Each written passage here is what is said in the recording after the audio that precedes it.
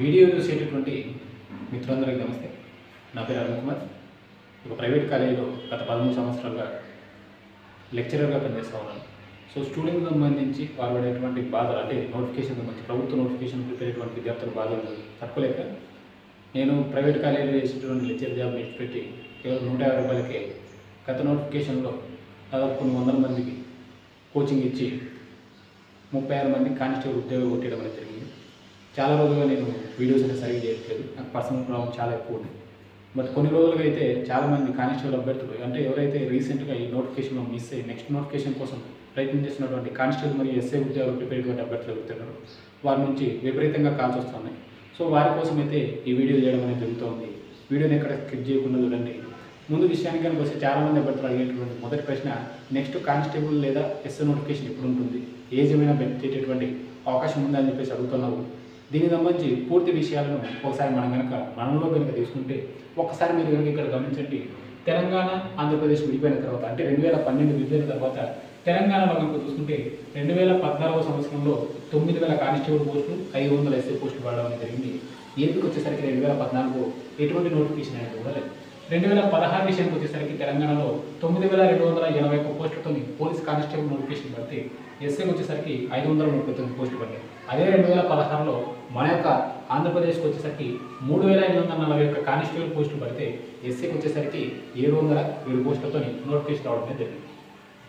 2022 టైంకి కనుక చూసుకుంటే తెలంగాణలో 15644 పోస్టులు పడితే, అలాగే ఎస్ఐ కూడా 587 పోస్టులు పడినాయి. మన ఏపీకి సంబంధించి అంటే 2021 నుంచి ఇప్పుడు ఉన్నటువంటి 2025 వరకు లాగా వచ్చినటువంటి నోటిఫికేషన్ 6100 కానిస్టేబుల్, 400 ఎస్ఐ నోటిఫికేషన్ అనేది జరగడం ఉంది. అంటే తెలంగాణకు సంబంధించి ఏపీకి సంబంధించి ఇక్కడ పోస్టులు ఎంత తక్కువ పడుతున్నాయని చెప్పేసి ఒకసారి ఆలోచించండి. ఇప్పుడు 2026లో దాదాపుగా 10,000 నుంచి 13,000కు పైగానే పోలీస్ కానిస్టేబుల్ తెలంగాణలో పడేటువంటి అవకాశం ఉంది. అలాగే 700 నుంచి 1000 పోస్టులు పడేటువంటి అవకాశం ఉంది తెలంగాణకు సంబంధించి. మరి ఏపీ విషయానికి వచ్చేసరికి మన ఎవరైతే నిరుద్యోగ అభ్యర్థులు ఉన్నారో వారందరినీ బేస్ చేసుకుని నేను, అలాగే పీసీ వారియర్స్ టెలిగ్రామ్ గ్రూప్కి సంబంధించినటువంటి సభ్యులు, ఇంకొంతమంది జేఏసీ లీడర్స్కు బాగా క్లోజ్ ఉన్నటువంటి కొంతమంది అభ్యర్థులతో మేము కలిసి హోమ్ మినిస్టర్ గారికి అయితే వినతి పత్రం అందించాలి అని చెప్పేసి మేమందరం కూడా కంకణం కట్టుకోవడం అనేది జరిగింది. మా యొక్క డిమాండ్ ఒకటే, ఈ ఏదైతే 2026లో వచ్చేటటువంటి నోటిఫికేషన్ ఏదైతే ఉందో అందులో 10,000 కానిస్టేబుల్, అలాగే 1000కి పైగా ఎస్ఏ పోస్టులు ఇవ్వాలి. వీటిలో ప్రతి రకమైనటువంటి, అంటే ఓన్లీ సివిల్ ఏపీఎస్పీని కాకుండా సివిల్ ఏపీఎస్పీ, అలాగే ఏఆర్, నెక్స్ట్ వచ్చేసరికి జైలు శాఖకు సంబంధించినటువంటి ఇంటర్మీడియట్ మరియు డిగ్రీ స్థాయి ఉద్యోగాలతో పాటు ఫైర్ డిపార్ట్మెంట్కి సంబంధించినటువంటి నోటిఫికేషన్లు ఏవైతే ఉన్నాయంటే ఫైర్మెన్, అలాగే FSO, fire station officer, degree స్థాయి, ఎస్ఏ స్థాయి అధికారులు, ఈ పోస్టులు అన్నీ కూడా విడుదల చేయాలి. అలాగే తెలంగాణలో మాదిరిగానే ఇక్కడ పోలీస్ కానిస్టేబుల్కు 34 సంవత్సరాలు, అలాగే ఎస్ఏకి వచ్చేసరికి 37 సంవత్సరాలు వయోపరిమితి అనేది పెంచాలి. ఎందుకంటే 2021 తర్వాత 2025 వరకు కూడా ఒక్క పోలీస్ కానిస్టేబుల్ నోటిఫికేషన్ కానీ ఒక్క ఎస్ఐ నోటిఫికేషన్ కానీ అయితే పడలేదు. ఇక్కడ నిరుద్యోగులు అయితే వారి వయోపరిమితి అయితే చాలా కోల్పోయారు. కాబట్టి ప్రభుత్వానికి అయితే మనం వినతి పత్రం ఇద్దాము. మాకు 10,000 కానిస్టేబుల్ పోస్టులు, అలాగే 1000 ఎస్ఐ పోస్టులు, అలాగే పోలీస్ కానిస్టేబుల్కి వచ్చేసరికి 34 వయోపరిమితి పెంచాలి, ఎస్ఐకి వచ్చేసరికి 37 వయోపరిమితి పెంచాలి. అలాగే ప్రతి ఒక్క ఉన్నటువంటి అన్ని రకాల పోస్టులతో కలిపినటువంటి నోటిఫికేషన్ ఇవ్వాలి. వీటితో పాటు 2012 పడింది నోటిఫికేషన్ మనకు ఎక్సైజ్ కానిస్టేబుల్.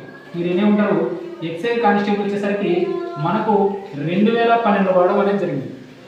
ఇంతవరకు ఆ నోటిఫికేషన్ అనేది లేదు. సో మనందరం కూడా ఈ దసరాకు ఎవరైతే అభ్యర్థులు ట్రైనింగ్కు వెళ్ళే లోపే పోలీస్ వారియర్స్ ఏదైతే పీసీ వారియర్స్ గ్రూప్ ఉందో ఆ సభ్యులు, మేము, మిగిలిన అభ్యర్థులందరం కలిసి కూడా మన యొక్క డిమాండ్ సంబంధించినటువంటి వినతి పత్రాలు హోమ్ మినిస్టర్ గారికి సమర్పిద్దాం. అలాగే ఈ వీడియో చూసినటువంటి ప్రతి ఒక్క అభ్యర్థి కూడా మీ నియోజకవర్గాలకు సంబంధించినటువంటి ఎమ్మెల్యేలకు కూడా వినతి పత్రాలు ఇవ్వండి.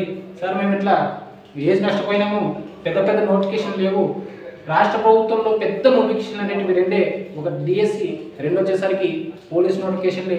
ఎక్కువ మంది అభ్యర్థులు కూడా పాల్గొనేటువంటి నోటిఫికేషన్ ఇవే. మరి మాకు 2021 నుంచి 2026 వరకు ఎటువంటి నోటిఫికేషన్ అనేవి రాలేదు.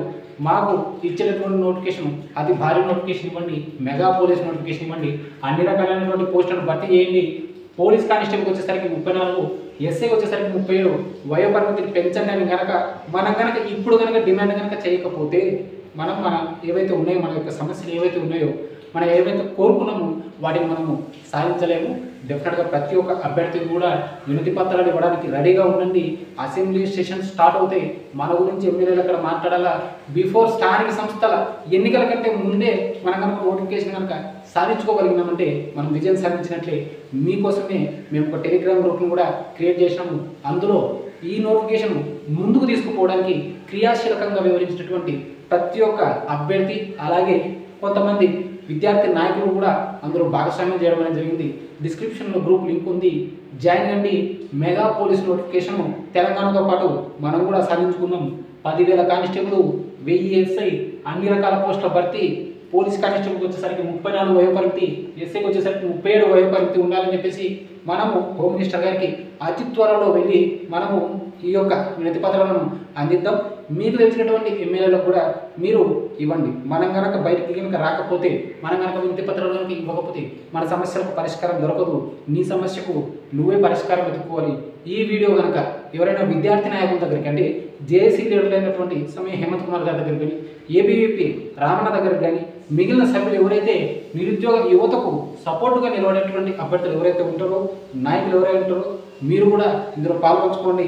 దాదాపుగా 2021 నుంచి 2025 సంవత్సరం వరకు, అంటే దాదాపుగా 4 సంవత్సరాల వయస్సు అనేది పెరిగింది. ఇక్కడ అభ్యర్థులకు 4 సంవత్సరాలు విలువైనటువంటి కాలాన్ని వాళ్ళు కోల్పోయినారు.